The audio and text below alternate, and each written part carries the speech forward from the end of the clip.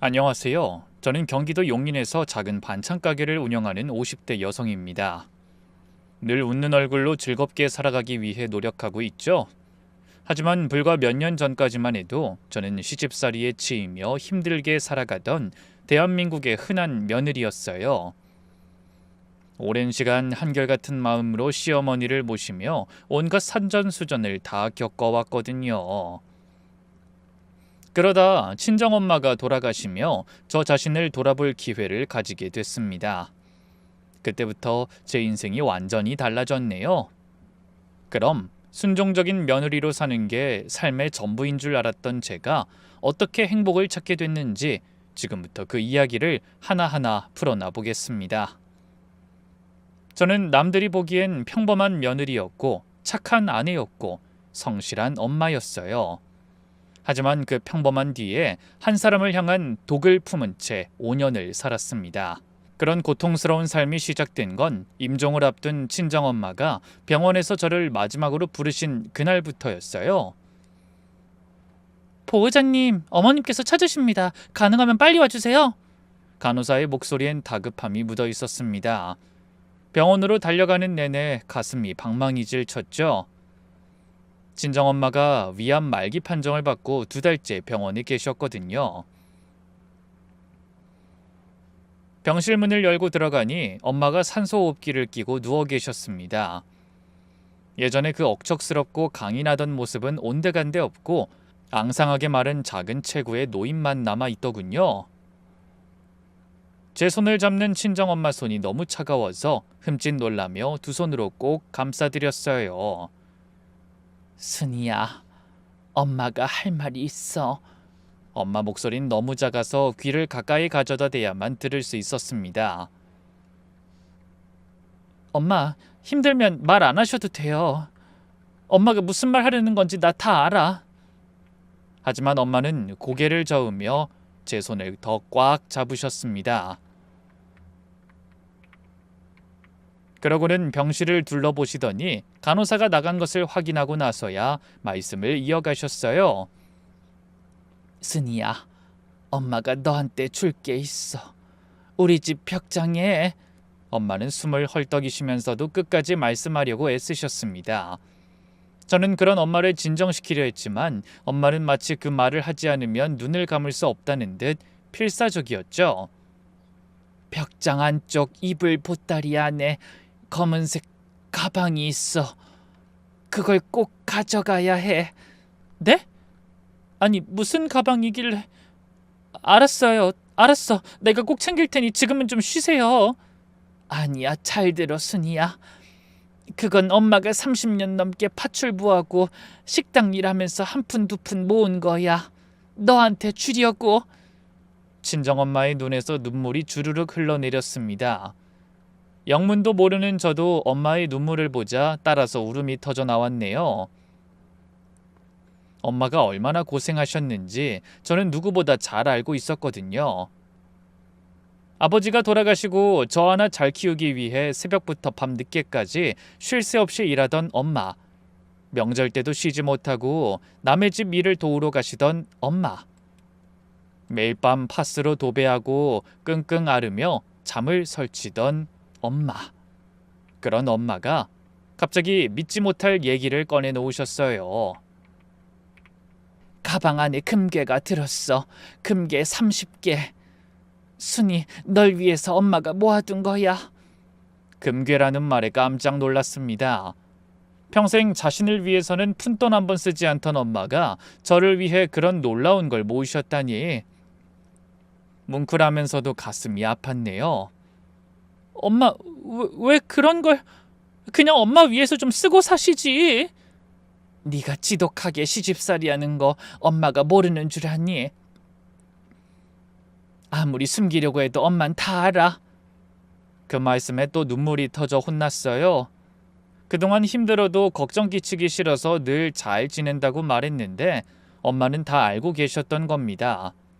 요즘 금값이 많이 올랐으니 그거면 나중에 무슨 일이 있어도 어디서든 당당하게 살 수 있을 거야. 엄마, 이 일은 아무한테도 말하면 안 돼.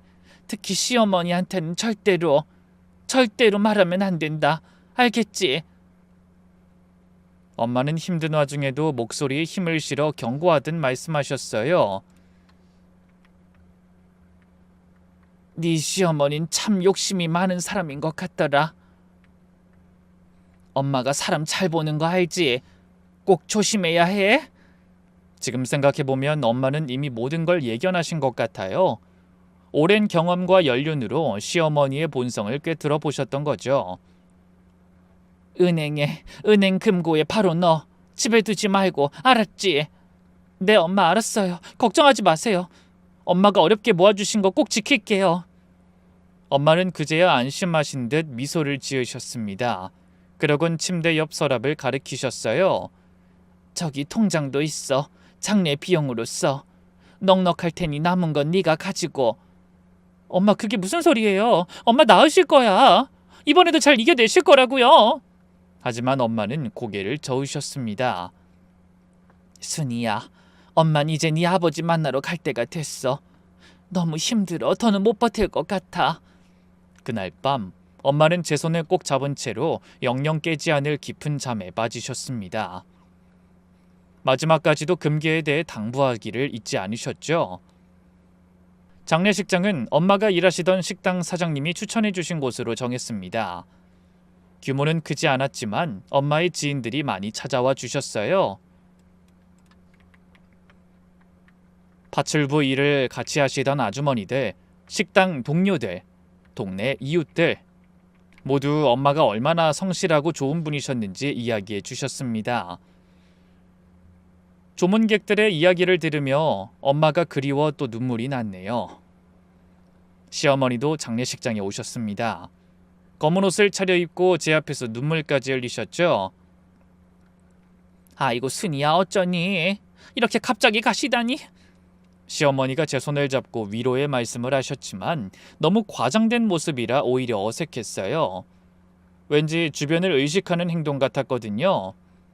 아니나 다를까 남들 들으라는 듯 크게 내뱉던 걱정 뒤로 들릴 듯 말 듯 작은 목소리가 들려왔어요. 그나저나 장례비가 많이 나올 텐데 이걸 다 어쩌냐? 보아하니 조문객들도 부의금을 많이 낼 처지가 아닌 것 같은데. 저는 어이가 없고 당황스러웠지만 최대한 침착하게 대답했습니다. 괜찮아요, 어머님. 친정엄마가 좀 남겨주신 게 있어요. 제 말에 시어머니의 눈빛이 반짝였습니다. 어머나, 그래? 얼마나 남기셨는데? 장례 비용 정도요. 저희 엄마 형편이 그리 넉넉하지 않으셨잖아요. 그것도 힘들게 만들어두신 것 같더라고요. 시어머니는 그제야 입을 삐죽이며 관심을 거두시는 듯 했네요. 장례식 둘째 날 새벽, 조문객이 뜸해진 틈에 저는 잠시 시간을 내서 친정에 다녀왔습니다. 엄마 말씀대로 벽장을 확인해 보니 정말로 구석에 낡은 이불 보따리가 있었어요. 떨리는 손으로 보따리를 풀어보니 그 안에 검은색 가방이 들어있었습니다. 가방 지퍼를 열자 또 노란 보자기가 나왔죠. 그 보자기를 펼치니 정말로 금괴가 있었어요. 반짝반짝 빛나는 금괴가 정확히 30개나 들어있었고 옆에는 구매 증서까지 함께 있었습니다. 저는 그 자리에 주저앉아 한참을 울었어요. 엄마가 그걸 모으시느라 얼마나 아끼고 아끼셨을까요? 본인은 찢어진 운동화를 꿰매 신으시면서도 외동딸에게 한 푼이라도 더 남겨주시려고 모진 고생을 하셨을 게 뻔했죠. 한참을 울던 저는 금괴를 다시 보자기에 싸서 가방에 넣고 집으로 가져갔습니다. 장례식장에 다시 가야 했고 은행은 문을 닫을 시간이었거든요. 집에 도착해서 어디에 숨길까 고민하다가 안방 장롱 제일 깊숙한 곳에 넣어뒀습니다. 이불과 옷가지들 사이에 꼭꼭 숨겨뒀죠. 장례식 끝나고 바로 은행에 가야지. 엄마 말씀대로 금고에 넣어놔야겠다. 그렇게 생각하며 다시 장례식장으로 향했습니다. 그런데 집을 나서는 순간 주무시는 줄 알았던 어머님 방에서 부스럭거리는 소리가 들렸어요. 순간 장롱에 넣어둔 금괴가 떠오르긴 했지만 설마 하며 걸음을 재촉했습니다. 빈소를 오래 비울 수가 없었거든요. 설마 어머님이 뭘 눈치채신 건 아니겠지? 불안한 마음을 애써 누르며 장례식장으로 들어갔어요. 하지만 저는 머지않아 이날의 어리석은 선택을 땅을 치며 후회하게 됩니다. 그때까지만 해도 제가 오랜 시간 모셔온 시어머니를 너무나 모르고 있었더라고요. 시어머니가 뻔뻔하고 무서운 사람이라는 걸 알았다면 절대로 그런 선택을 하지 않았을 겁니다. 하지만 저는 그날 장례식장으로 돌아가 발인을 마치고 납골당에 어머니를 모시고 나서야 집으로 돌아왔습니다. 차가운 납골당에 유골함을 넣으며 마음속으로 다짐했어요. 엄마, 저 이제 당당하게 살게요. 엄마가 주신 선물 꼭 지켜내서 새 인생 살아볼 거예요. 그게 제가 친정엄마를 안심시킬 수 있는 마지막 약속이라고 생각했어요. 그리고 집으로 돌아와 장롱을 열기 전까지 저는 정말로 그 약속을 지킬 수 있을 거라고 철석같이 믿었습니다. 오늘은 시간이 늦었으니 내일 아침 일찍 은행에 가서 대여금고에 넣어둬야지. 하지만 무거운 몸을 이끌고 집에 돌아와 장롱을 열었을 때 저는 기겁하고 말았어요.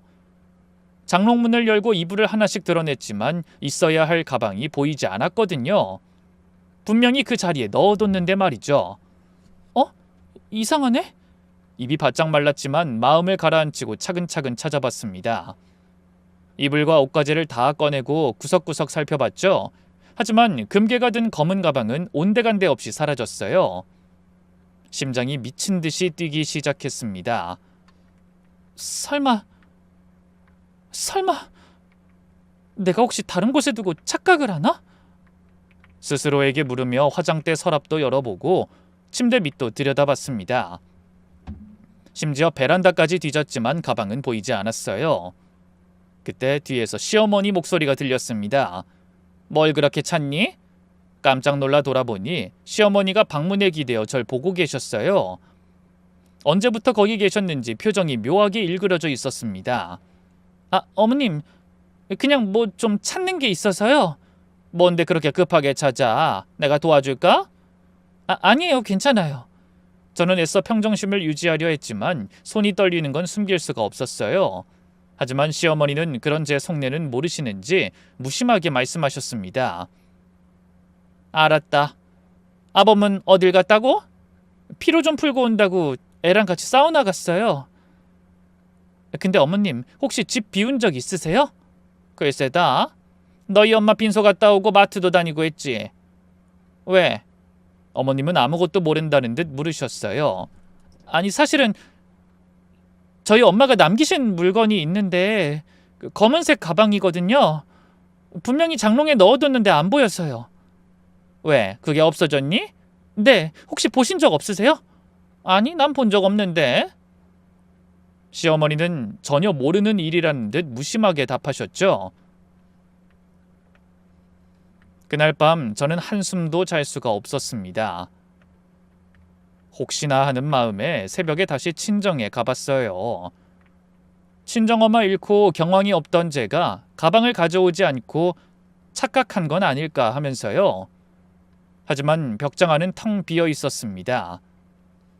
날이 밝자 저는 한참을 고민하다 다시 시어머니께 조심스럽게 물어봤어요. 어머님, 정말로 제 방에서 이상한 거 못 보셨어요? 검은 가방이 정말 중요한 건데 거기 저희 엄마가 쓰시던 유품이 들어있어서요. 만약에 못 찾으면 경찰에 신고해야 할 것 같아요. 어머님이 안 계실 때 도둑이 든 걸지도 모르잖아요. 그런 제 말에 시어머니의 얼굴이 급격하게 어두워졌죠. 그러더니 갑자기 얼굴을 바꿔 태연하게 말씀하셨습니다. 그거? 다시 생각해보니 기억이 나네. 심장이 쿵 내려앉았습니다. 네? 어디 갔는지 아시는 거예요? 제가 몇 번이나 물을 때는 천연덕스럽게 모른다고 일관하더니 경찰 얘기를 꺼내자 갑자기 기억이 난다고 하시더군요. 너무나 황당했어요. 그래, 그 낡고 검은 가방 내가 봤지. 그거 어디 있어요? 내가 이미 알아서 다 처리했지. 너무 놀라서 저도 모르게 소리쳤습니다. 네? 처리라니 어떡해요? 시어머니는 아무렇지도 않은 듯 들고 있던 리모컨을 내려놓으며 저를 똑바로 바라보셨습니다. 내가 이미 팔았지. 우리 돈인데 뭐가 문제야? 그 말에 기절할 듯이 놀란 저는 입을 떡 벌린 채 시어머니를 바라볼 수밖에 없었어요. 그러자 어머님은 할 말을 잃은 저를 향해 뻔뻔한 태도로 말씀하셨습니다. 뭘 그런 표정으로 봐?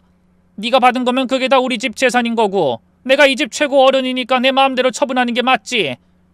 말도 안 돼요. 어머님, 그건 친정엄마가 저한테 남기신 거예요. 저를 위해서 드시고 싶은 거 참아가며 힘들게 일해 한 푼 두 푼 모으신 거라고요. 그게 무슨 말 같지도 않은 소리야. 시집 왔는데 네 거 내 거가 어딨냐? 그럼 내 아들이 뼈 빠지게 일해서 번 돈으로 넌 왜 놀고 먹었는데? 놀다뇨. 전 살림하면서 애 키우고 어머님 챙겨드렸잖아요. 말이 그렇다는 거지. 한 가족이면 네가 받은 것도 다 우리 집 공동재산이 된다는 말이다. 젊은 게 말귀를 그렇게 못 알아들어서 어디다 쓰냐? 시어머니의 당당함에 너무나 큰 충격을 받았습니다. 엄연히 남의 방에 있던 물건에 손을 대놓고도 눈꼽만큼도 미안해하는 기색이 없었어요. 대체 얼마나 양심이 없으면 도둑질을 해놓고도 그렇게 떳떳할 수가 있을까요? 어떻게 그러실 수가 있어요? 그건 도둑질이에요. 제 말에 시어머니가 펄쩍 뛰며 소리치셨어요. 뭐? 도둑질? 너 지금 시어미한테 도둑이라고 한 거냐? 그러더니 벌떡 일어서서 제 멱살이라도 잡을 듯 소리치셨어요. 다시 한번 말해봐. 내가 뭘 훔쳤다는 거야? 우리 집에 있는 물건을 만진 것도 죄고 도둑질이냐? 너 정신이 있는 거니 없는 거니? 가족끼리는 절도죄가 허용되지 않는다는 것도 못 들어봤어? 저는 시어머니의 눈을 똑바로 노려보며 외쳤죠. 그건 우리 집 물건이 아니라 친정엄마가 저를 위해서 남기신 제 물건이에요. 저 말고는 아무도 마음대로 할 권리가 없다고요. 아이고, 귀청 떨어지겠네. 그리 귀한 거니 진짜 필요한 일에 잘 썼으면 된 거 아니냐? 뭐라고요? 사실 내가 빚이 좀 있었다. 네 시누이 결혼할 때 혼수 마련해주고 둘째 녀석 카드 사고 친 거 갚아주느라 빌렸던 거 말이야. 그거 다 갚고 나머진 내 통장에 잘 넣어뒀다. 그럼 된 거 아니냐? 아니, 저희 엄마가 저한테 쓰라고 남기신 걸 왜 어머님 마음대로... 이런 경우가 어딨어요? 이게 죄가 되는지 안 되는지 경찰에 물어보자고요. 잠깐만 기다리세요. 제가 전화기를 들어 경찰에 신고하려고 하자 갑자기 무서운 괴력으로 핸드폰을 빼앗은 어머님이 눈을 부라리며 소리치셨어요. 얘가 영 상황 파악이 안 되네. 증거 있냐? 내가 가져갔다는 증거 있냐고? 아니, 애초부터 그런 게 있었다는 증거는 있고? 시어머니의 말씀에 저는 말문이 막혔습니다. 그게 무슨 말씀이세요? 대체 그 가방에 뭐가 들었다고 이러는지 모르겠는데 네가 관리 잘못해서 잃어버려놓고 왜 이 난리야? 그깟 낡은 가방이 뭐라고? 어머님은 작전을 바꾸셨는지 갑자기 모르쇠로 나오기 시작했어요. 경찰을 부르고 집안 식구들까지 알게 되면 일이 복잡해질 거라고 생각했는지 아예 가방이고 금괴고 본 적도 없고 우리 집에도 없던 것처럼 주장하셨죠. 억장이 무너졌지만 시어머니 얘기대로 증거가 없었어요. 아무도 모르게 하려고 조심한 탓에 제가 금괴를 가지고 있었다는 걸 증명할 방법이 없었던 겁니다. 구입 증서도 가방 안에 있었는데 그 가방도 같이 사라져버렸으니까요. 제가 주춤하는 것을 본 시어머니는 더욱 목소리에 힘을 주고 저를 몰아붙이기 시작하셨어요. 네가 장례식 치르느라 정신이 없어서 헛것을 본 거야. 평생 남의 집에서 허드렛 일이나 하고 식당에서 설거지나 하던 네 어머니가 남겨봐야 뭘 얼마나 남겼겠니? 근데 금괴라니 말이 되는 소리를 해야지. 그때 번뜩 머리를 스치는 생각이 있었습니다. 어머니, 제가 언제 금괴가 있었다고 했어요? 전 그냥 검은 가방만 찾았지 금괴 얘긴 한 적이 없는데요. 그러자 뜨끔한 시어머니가 제 발이 저린 듯 더 크게 소리쳤죠. 금괴라니? 나야말로 언제 그런 말을 했니? 금시초문인데? 너랑 얘기하니 나까지 정신이 없다. 이제 그만해라. 피곤하다. 방금 분명히 금괴라고 하셨잖아요. 얘가 왜 이리 말도 안 되는 걸 우겨? 순이야, 너랑 나랑 몇 년이냐? 벌써 20년이야 20년. 이제 친정어머니도 안 계시면 너 챙겨줄 어른은 나 하나인데 갑자기 있지도 않았던 금괴 타령으로 시어미를 괴롭혀? 괴롭힌 게 아니라 사실을 묻는 거잖아요. 왜 자꾸 거짓말을 하세요? 방금 제 거 훔쳐서 어머님 빚 갚으셨다고 하셨잖아요. 제 말에 시어머니가 발끈해서 소리소리 질렀어요. 뭐라고? 훔쳐? 이게 부모 다 잃고 정신 못 차리는 거 불쌍해서 대충 넘어가 주려고 했더니 선을 넘어도 한참 넘네? 다시 한번 말해봐! 그러더니 갑자기 적반하장으로 큰 소리치기 시작하셨고 그 소리에 놀란 남편이 방에서 나왔습니다.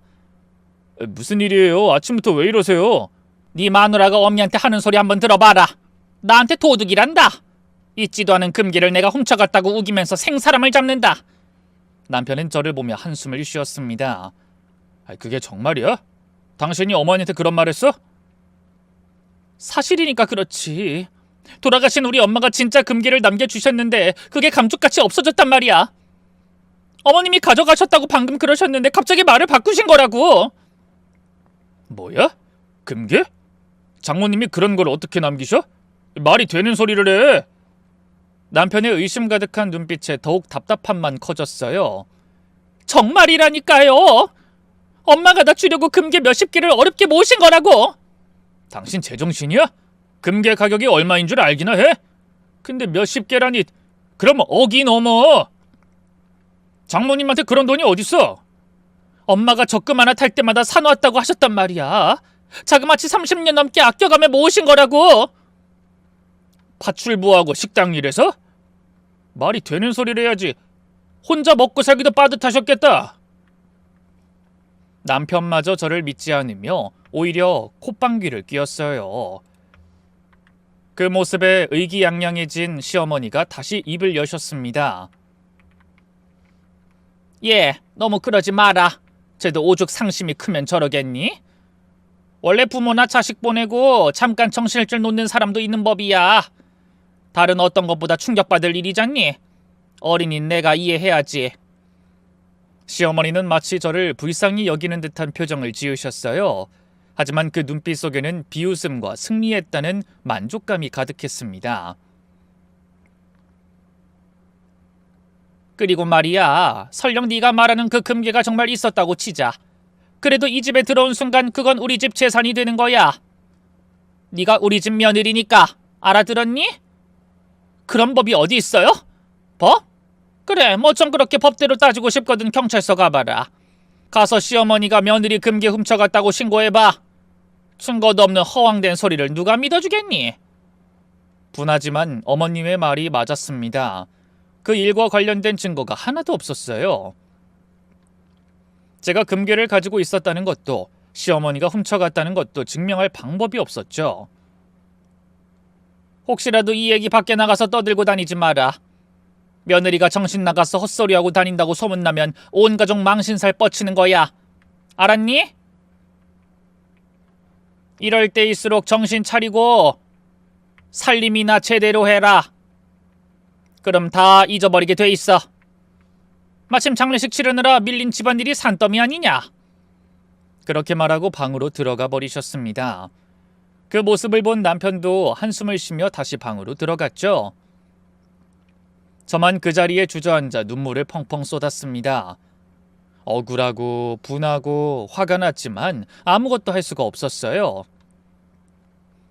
친정엄마가 그토록 신신당부하셨는데 마지막 유언 같은 말을 지키지 못했다는 죄책감에 가슴이 찢어질 것 같았습니다. 엄마 죄송해요. 정말 죄송해요. 그날 저는 원통함에 멍이 들도록 가슴을 치고 또 쳤어요. 하지만 그런 일이 있고도 시어머니는 버젓이 저 보란 듯이 전에 없던 행동을 하셨죠. 그 일이 제 가슴에 더욱 불을 질렀습니다. 금괴 사건 이후로 생전 안 가던 백화점에 뻔질나게 드나들면서 새 옷과 비싼 화장품, 명품 가방을 사고 친구들과 해외여행 계획도 잡으셨어요. 그것도 물가 비싸기로 악명 높은 유럽으로 말이죠. 그때마다 어머니는 저를 향해 의미심장한 미소를 보이며 속을 뒤집으셨어요. 마치 이건 다 네 돈이지만 어쩌겠니? 증거가 없잖아? 라며 비웃으시는 것 같더라고요. 그런 모습을 손 놓고 지켜볼 수만은 없어 계속 시어머니께 따지는 걸 멈추지 않았죠. 하지만 그럴수록 저만 이상한 사람이 되어가는 것 같았어요. 어머니가 교묘하게 저를 정신병자로 몰아가기 시작했거든요. 동네 사람들에게 헛소문까지 내셨죠. 하루는 장을 보러 갔다가 시어머니가 야채가게 아주머니와 대화 나누는 걸 듣게 됐어요. 아이, 우리 며느리가 요즘 좀 이상해. 친정어머니 돌아가시고 나서 정신이 좀 오락가락하는 것 같아. 아유, 불쌍해 죽겠어. 아니, 며느리가? 안 됐네. 그렇게 착한 사람도 드문데. 착하긴 한데 애가 좀 답답한 구석이 있어. 죽은 사람은 죽은 사람이고 산 사람은 살아야지. 근데 자꾸 헛소리하면서 없는 금괴 타령을 하고 날 괴롭히니 볼 때마다 속상하고 힘들어. 어머, 그럼 조기 치매 뭐 그런 증상 아니야? 요즘 젊은 사람들도 스트레스 받으면 치매가 빨리 온다던데. 안 그래도 병원에 데려가 보려고 하는데 자기는 멀쩡하다고 안 간다잖아. 정신 나간 사람이 자기 정신 나갔다고 하는 거 봤어? 그러다 큰 사고 치기 전에 얼른 병원 데려가 봐. 눈물이 핑 돌았습니다. 온 동네방네 제가 정신 나간 사람이라고 소문내고 다니는 시어머니를 보니 억울함에 참아왔던 서름이 폭발했어요. 그날 저녁 시댁 식구들이 모두 모였습니다. 시어머니가 가족회의를 소집한 겁니다. 남편과 시누이, 시동생, 심지어 고등학생인 제 아들까지 전부 부른 것 같더군요. 그러더니 저를 측은한 눈으로 바라보며 소름 끼치는 연기를 시작하셨죠. 오늘 모인 이유는 다름이 아니라 종호 어멈 때문이다. 그 말에 시동생이 의아한 표정으로 물었어요. 네? 형수님이 왜요? 너희는 아직 모르겠지만 얼마 전부터 종호 어멈이 이상한 소리라면서 날 괴롭히고 있어. 있지도 않은 금괴가 없어졌다면서 시어미를 도둑 취급한다. 다들 알다시피 돌아가신 안사돈이 얼마나 힘들게 사셨니? 근데 무슨 금괴 수십 개를 남겨주셨다면서 말도 안 되는 소리를 하고 있어? 시누이가 거들었습니다. 네? 그게 무슨 말도 안 되는 소리예요? 금괴가 얼만데 그걸 몇십 개나? 그럴 돈 있으면 미쳤다고 그렇게 고생하셨겠어요? 언니 꿈꾼 거 아니에요? 제가 답답한 마음에 한마디 하려는데 조용히 상황을 지켜보던 제 아들이 한숨을 쉬며 나섰습니다. 그러니까요. 제가 보기에도 엄마가 외할머니 떠나시고 너무 슬퍼서 후유증을 앓는 것 같아요. 엄마 제발 이러지 마. 나 너무 걱정돼. 공부에 집중이 안 된다고. 아들까지 나서서 절 비난하는 모습에 할 말을 잃었어요. 그때 남편이 제 손을 잡으며 말했습니다. 여보, 가족들이 다 이렇게 당신 걱정하잖아. 이제 그만 마음 좀 잡아.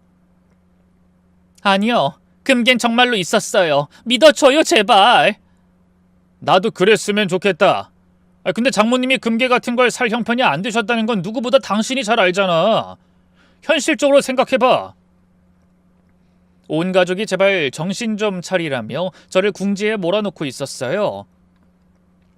아들마저 의심하는 눈빛으로 바라보니 완전히 고립된 기분이 들더라고요. 그때 시어머니가 다시 입을 여셨습니다. 내가 정신과 전문의 지인한테 물어봤어. 이런 증상이 뭐냐고. 그랬더니 망상장애일 가능성이 있대. 특히 가족을 잃은 후에 나타나는 스트레스성 망상이 가장 흔하다고 하더라. 저는 발끈하며 소리쳤어요. 망상이 아니에요. 전 말짱하다고요. 미치지 않았어요. 아무도 네가 미쳤다고 하지 않았어. 그냥 치료가 필요할 수도 있다는 거야. 병원에 가보는 거 어떻겠니? 시어머니는 마치 어린애를 달래듯이 부드럽게 말씀하셨죠. 하지만 눈은 독사처럼 번들거리고 있었어요. 동네 사람들도 모자라 온 식구들 앞에서 저를 친정엄마 잃은 충격에 헛소리하는 여자로 만들어 놓고 만족하는 모습이었죠. 그러던 어느 날 시어머니가 제 방에 건너와 회심의 미소를 지으며 말씀하셨어요. 너 이제야 뭘 좀 알겠니? 그게 무슨 말씀이세요? 네가 그 금괴 타령 계속하면 나중에 무슨 일 생길지 장담할 수 없어. 정말 정신병원에 강제 입원이라도 하고 싶은 거야? 지금 저 협박하시는 거예요? 어머니가 무슨 권리로 아직도 돌아가는 상황 모르겠어? 이미 가족들이랑 주변 사람들 다 내 편이야. 누구 하나 네 말을 고지고대로 들어주는 사람이 있는 줄 알아? 시어머니의 눈빛이 매서웠습니다. 그러니까 우리 이제 그만하자. 그까짓 금괴 처음부터 없었다고 생각하고 그냥 조용히 살아. 어차피 우리 집안 위에 썼는데 뭐가 그렇게 아깝다고 일을 이렇게 크게 만들어. 꼭 아까워서가 아니에요. 어머님이 하신 행동에 대해 사과라도 하세요. 하지만 어머니는 코웃음을 치며 말씀하셨죠. 아니 도대체 뭘 사과하라는 거야? 아니 잘못한 게 있어야 사과를 하지. 내가 그거 가져다 도박을 하기로 했어. 길에 뿌리기로 했어.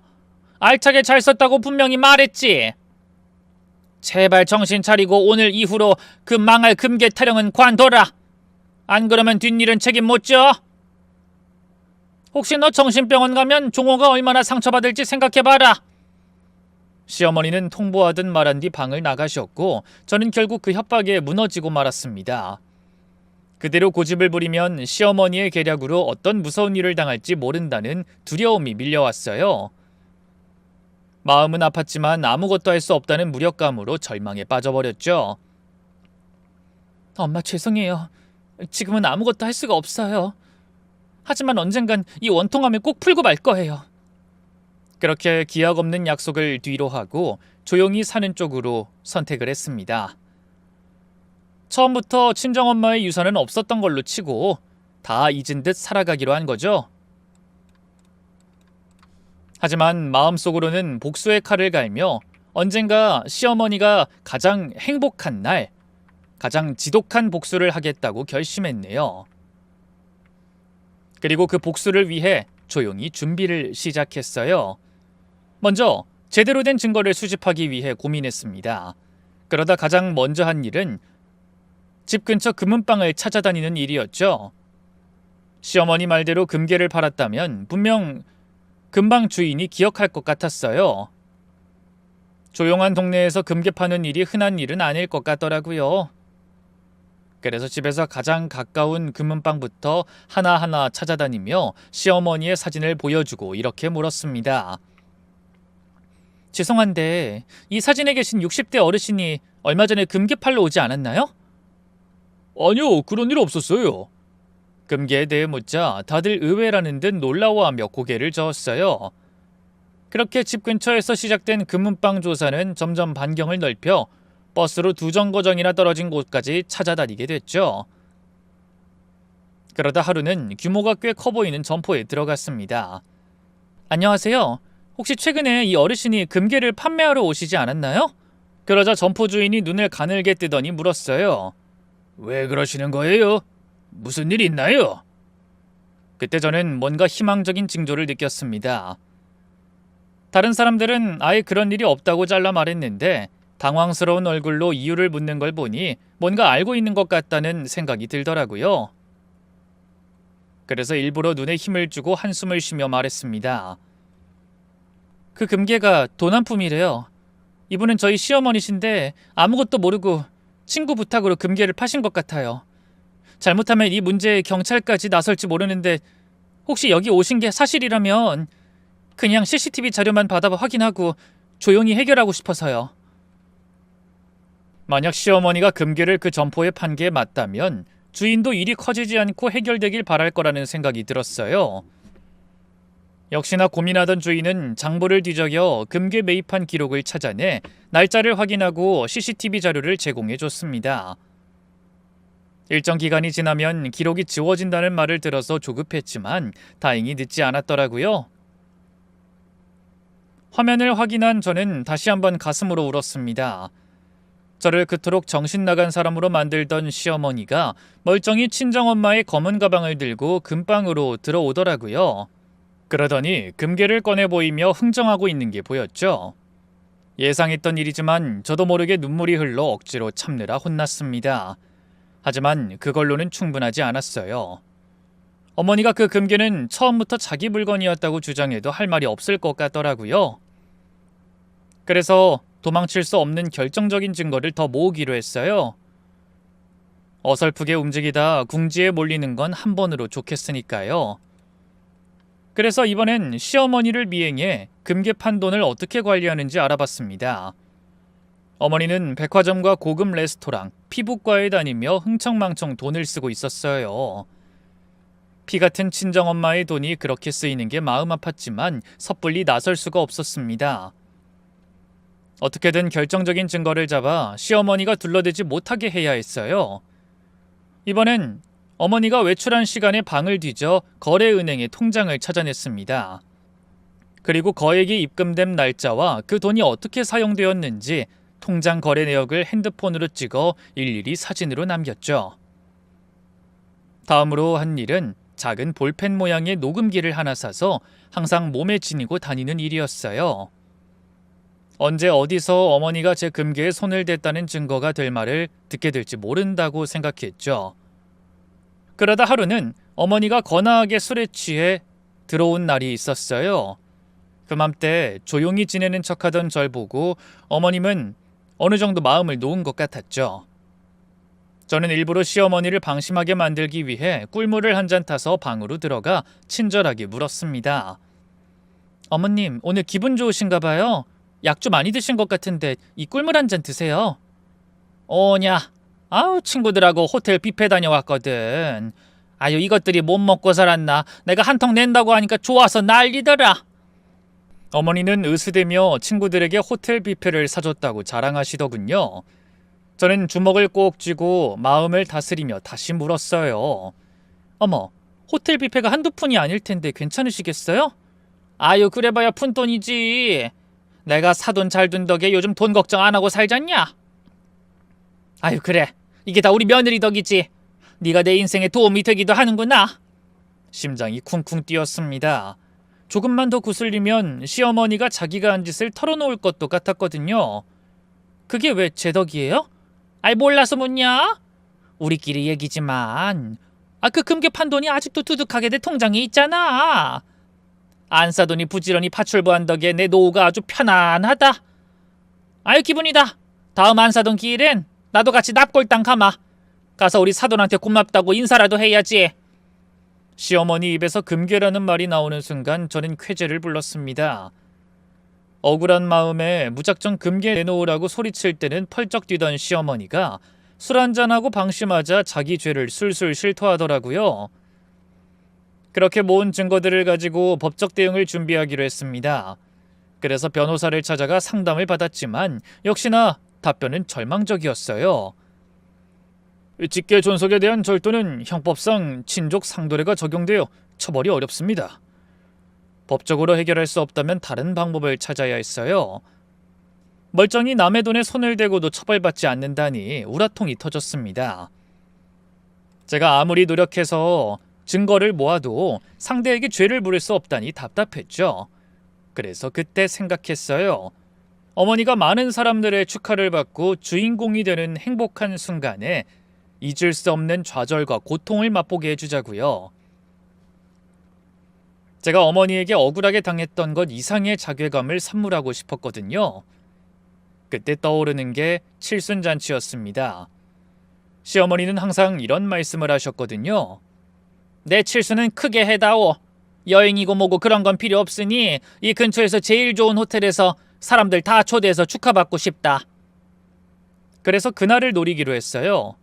시어머니가 가장 행복한 날, 모든 사람이 모인 그날의 진실을 폭로해 결코 잊지 못할 절망을 안기고 싶었죠. 그렇게 최고의 복수를 위해 저는 죽은 듯이 몇 해를 참고 기다렸습니다. 그러는 동안 시어머니와 가족들은 모두 금괴 사건을 잊어가는 것 같았어요. 하지만 제 가슴속의 복수심은 시간이 흐를수록 더욱 강하게 불타올랐죠.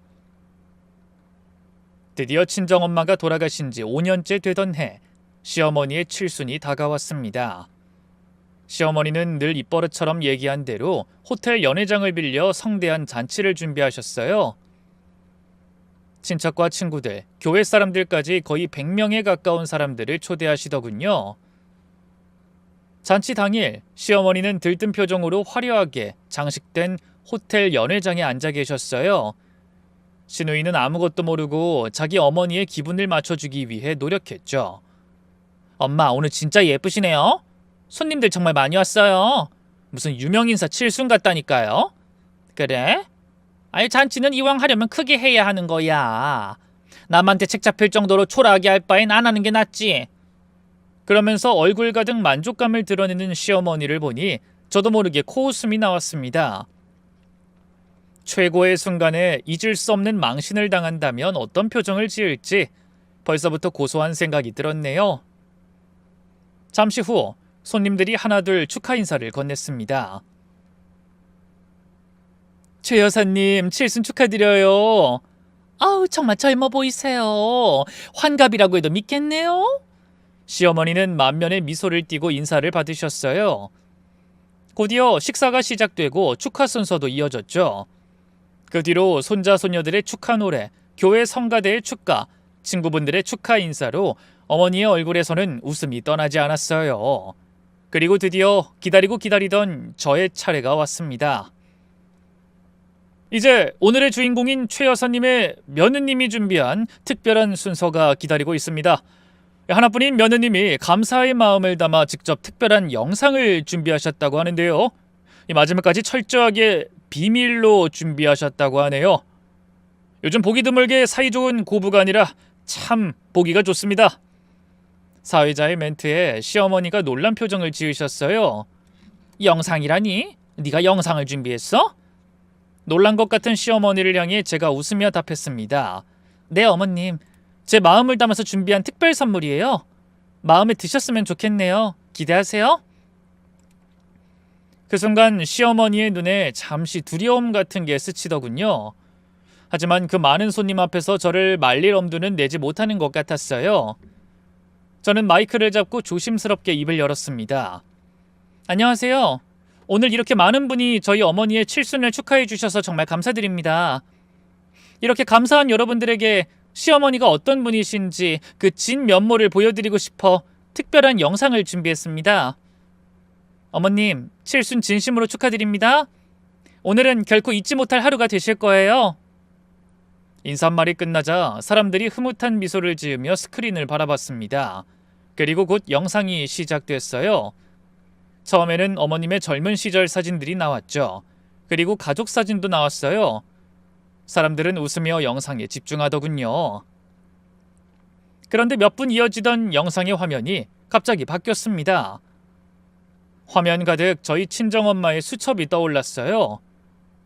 돌아가신 엄마가 직접 적어두신 금괴 구입 기록이 빼곡히 적힌 수첩이었죠. 그때를 놓치지 않고 제가 영상을 설명하기 시작했습니다. 이건 돌아가신 저희 친정엄마가 30년간 파출부와 식당일하며 사모으신 금의 구매 기록입니다. 그러자 갑자기 웅성거림이 시작됐습니다. 하지만 다음 순간 곧바로 화면이 금은방으로 넘어갔고 낯익은 노년 여성이 금괴를 파는 모습이 나타났어요. 이건 오늘의 주인공인 최 여사님께서 금은방에서 금괴를 팔고 있는 장면이네요. 여러분도 보시면 아시겠지만 저희 시어머니가 분명하시죠? 화면을 바라보던 어머님의 얼굴이 하얗게 질렸습니다. 그러더니 냅다 소리를 지르기 시작하셨어요. 이게 뭐야? 당장 끄지 못해? 어서 끄라고! 하지만 전 멈추지 않고 계속했습니다. 직원들에게 무슨 일이 있어도 영상을 멈추지 말라고 신신당부해 놨었죠. 저희 친정엄마는 어렵게 모아 구매한 금을 외동딸인 저에게 남기셨어요. 하지만 엄마의 장례가 끝난 뒤 집에 돌아갔을 때 금괴는 감쪽같이 사라졌더군요. 바로 저렇게 저희 시어머니가 안싸돈이 남긴 금괴를 들고 금은방에 가셨기 때문이죠. 다음은 시어머니가 명품 가방을 사는 사진, 호텔에서 식사하는 사진들이 이어졌습니다. 이 사진들은 최근 5년간 시어머니가 보내신 호화로운 생활을 찍은 겁니다. 그저 평범하게 국민연금으로 살아가던 어머니가 갑자기 어디서 저런 많은 돈이 났을까요? 그리고 결정적인 증거가 될 음성이 들려왔어요. 바로 시어머니의 술 취한 음성이었죠. 몰라서 묻냐? 우리끼리 얘기지만 그 금괴 판 돈이 아직도 두둑하게 내 통장에 있잖아. 아예 안싸돈이 부지런히 파출부한 덕에 내 노후가 아주 편안하다. 연회장이 술렁거리기 시작했습니다. 사람들이 충격에 빠져 시어머니를 쳐다봤어요. 저건 조작이야. 우리 며느리가 정신이 좀 불안정해요. 다들 기억하시죠? 몇 년 잠잠하더니 다시 시작됐나 보네.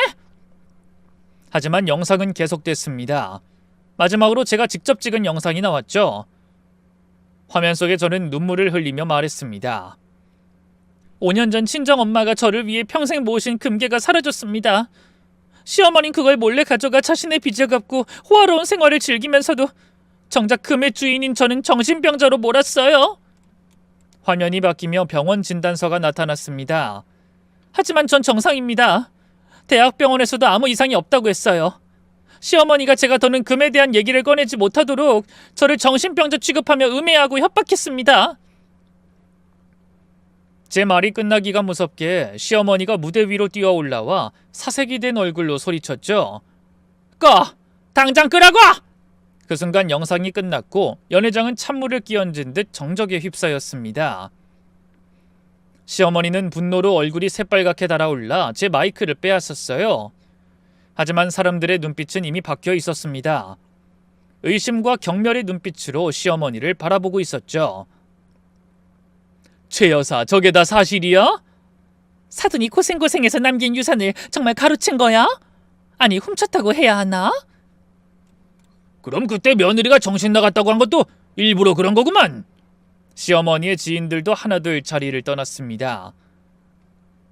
저는 급한 일 생겨서 먼저 가볼게요. 우리가 이렇게 칠순 축하하고 앉아있을 일이 아닌 것 같네. 순식간에 연회장은 텅 비어버렸습니다. 화려했던 잔치는 완전히 망가지고 시어머니의 인간관계 역시 회복하기 어려운 지경으로 곤두박질 쳤어요. 어머니는 이를 바득바득 깔며 소리쳤죠.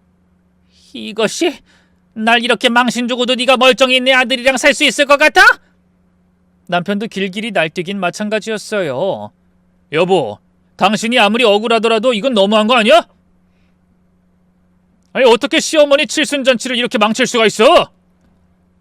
저는 그런 남편을 향해 5년간 참아온 울분을 토해냈습니다. 내가 너무하다고? 진짜 너무한 게 누군데 그래? 사돈이 고생고생해서 남긴 유산을 도둑질하고도 오리발 내밀고 그것도 모자라 며느리까지 정신병원에 집어넣겠다고 협박한 당신 어머니는? 아니, 마누라 말을 한 번도 믿어주지 않은 당신들은 죄가 없는 거야? 아니, 그건 당신이 제대로 얘기했으면 내가 분명히 믿었을 텐데 말도 안 되는 소리 집어치워! 내가 얼마나 울면서 매달렸는데 그땐 어느 집 개가 짖느냐는 듯이 관심도 없었잖아. 세상에 하나뿐인 남편이고 자식이고 아무도 내 말을 믿어주지 않는데 누가 내 말을 믿어주겠어? 당신 같은 남자 이제 나도 필요 없어! 그러고는 남편의 손을 뿌리치고 연회장을 나와버렸습니다. 뒤에서 시어머니의 절규 섞인 목소리가 들려오더군요. 어서 잡아와! 쫓아가서 잡아오란 말이야! 저 망할 것이 감히 내 칠순을! 그렇게 시어머니의 칠순잔치는 폭탄을 맞은 것처럼 초토화되었고 그날 밤 집안도 풍비박산이 났습니다. 시어머니는 수많은 사람들 앞에서 망신당한 충격으로 쓰러지셨어요. 얼굴이 일그러지고 말이 어눌해지는 증상을 보여 급히 병원으로 실려갔죠. 극심한 스트레스와 분노로 인해 혈압이 급상승하면서 생긴 일이었죠. 아들은 한숨 쉬며 소식을 전했어요. 다행히 빨리 모셔가서 큰 문제는 없지만 한쪽 팔다리에 편마비가 왔어요. 언어장애도 올 수 있다고 하더니 말씀을 제대로 못하세요. 엄마, 할머니한테 왜 그러셨어요? 아들 역시 제가 당한 일은 생각지도 않고 절 원망하더라고요. 남편도 도끼 눈으로 절 바라보며 소리 질렀죠. 어때? 우리 어머니 적골 대신이 이제 만족해? 난 어머니 그렇게 되시길 바란 적 없어. 내가 원한 건 그저 진심 어린 사과였어. 그래도 꼭 칠순잔치에서 그렇게까지 해야만 했어? 이걸 어떻게 용서받을 거야? 용서? 그런 거 받을 생각 없어. 돌아가신 우리 엄마한테 사과할 건 어머니라고. 그 말을 끝으로 저는 서랍에서 준비해둔 서류를 꺼냈습니다. 이혼 서류야. 내 도장은 진즉에 찍어뒀으니 당신 것도 찍어서 접수해. 제 말에 남편이 화들짝 놀랐습니다. 뭐? 그게 무슨 소리야? 이혼이라니? 난 더 이상 이 집에서 살 수 없어. 어머님도 당신도 심지어 아들까지 모두 나한테는 상처 주는 사람들일 뿐이야. 이제 종호도 군대까지 다녀와 대학 졸업이 코앞이니 어린애도 아니고 알아서 잘 살겠지. 여보, 잠깐만, 너무 성급한 거 아니야? 일단 어머니 상태도 봐가면서. 왜? 어머니 그렇게 만든 핑계로 또 나를 얼마나 괴롭히려고? 사양하겠어. 당신 어머니 병수발은 당신이 해. 여보, 그래도 이혼은 쉬운 게 아니잖아. 우리 다시 한번 생각하자. 아니, 난 이미 결심했어. 당신이 서명 안 하면 소송이라도 할 거니까 각오해. 뭐? 기어코 이혼을 하자는 말이야? 당연하지. 내 조건은 단 하나야. 다른 거 아무것도 필요 없으니까 어머니가 훔쳐간 금괴값만 돌려줘. 3억 정도 될 거야. 3억? 내가 갑자기 그런 돈이 어딨어? 어머니 통장에 있잖아. 우리 엄마 금 팔아서 만든 돈! 남편은 난처한 표정을 지었습니다. 들어보니까 우리 엄마가 그 돈을 마음대로 쓰신 것 같은데 그건 당신이 알아서 해야지. 소송까지 가면 소문만 더 무성해지고 법원에 오가느라 힘들 텐데 괜찮겠어? 어차피 어머니가 도둑질하신 거 만천하에 드러났는데 아직도 그 돈을 못 내겠다는 거야? 결국 남편은 시어머니를 설득했습니다. 처음엔 완강히 거부하셨지만 제가 이혼과 민사소송을 준비한다는 말에 결국 돈을 내놓으셨어요. 그렇게 저는 빼앗겼던 3억을 받아냈습니다. 정확히는 2억 8천만 원이었어요. 시어머니가 그동안 쓰신 돈이 많아 남편이 대출까지 받아서 간신히 그 정도로 만들었더라고요. 그 뒤로 저는 깔끔하게 도장 찍고 남편과 남이 되었습니다. 짐을 싸서 집을 나오는 날 시어머니가 휠체어를 타고 현관으로 나오셨어요. 너 후회할 거야. 아니요. 후회하는 건 어머니일 거예요. 처음에 제가 물었을 때라도 진실을 밝혔다면 이런 날은 오지 않았을 거예요. 반성하고 사세요. 저는 돌아보지 않고 문을 나섰습니다. 그리고 시어머니에게 받아낸 3억으로 작은 아파트를 사고 저만의 사업도 시작했어요. 사실 5년 동안 복수를 준비하면서 동시에 성공적인 독립도 준비했거든요. 친정엄마가 통장에 남겨주신 돈에서 장례비를 제외하고 남은 돈을 종잣돈 삼아 주식 투자를 시작했었어요. 경제 공부를 하고 투자 강의도 들으며 조금씩 불려나갔죠. 그러는 사이 1,000만 원이 어느새 5천만 원이 되어 있었습니다. 그 돈으로 아담한 반찬 가게를 열었어요. 돌아가신 친정엄마는 금괴 말고도 저에게 손맛이라는 좋은 유산을 남겨주셨거든요. 그 후로 정성스럽게 만든 반찬들이 입소문을 타기 시작했고 가게는 빠르게 자리 잡아 단골 손님도 생겨났습니다. 그런데 이혼하고 1년 만에 아들로부터 뜻밖의 소식을 듣게 됐어요. 할머니가 요양원에 계시다 돌아가셨어요. 아빠가 엄마랑 이혼한 이유가 할머니 욕심 때문이라고 원망하면서 요양원에 보냈거든요. 근데 다들 바쁘다는 핑계로 연락을 제대로 안 받아서 할머니 임종을 아무도 지키지 못했어요. 저도 시험 끝나고 연락받아서 뒤늦게 가봤는데 간호사가 그러더라고요.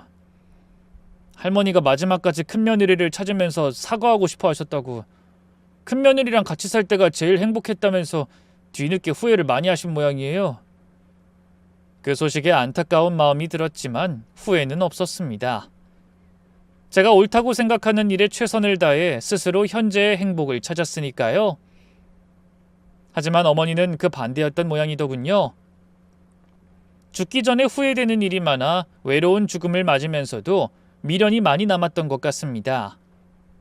비록 씁쓸한 마음이 들긴 하지만 시어머니가 그곳에서나마 착하고 성실하게 거짓 없는 삶을 사시길 진심으로 바라고 있네요. 저는 지금 작은 반찬 가게에서 평범하지만 소중한 저만의 인생을 살아가고 있습니다. 뒤돌아 생각해보니 친정엄마가 저에게 남겨주신 건 그저 단순한 금이 아니라 제 스스로 일어설 수 있는 삶의 씨앗이었고 불의에 맞설 수 있는 용기였으며 새로운 인생을 시작할 수 있는 희망이었던 것 같습니다. 혹시 지금 과거의 저처럼 힘든 시간을 보내는 이 시대의 며느리들이 계신다면 부디 용기를 내 새로운 희망을 꿈꾸시라고 말씀드리고 싶네요. 그럼 사연을 함께 해주신 여러분들의 가정에 행복과 사랑이 넘치시기를 빌며 저는 이만 인사드리겠습니다. 감사합니다.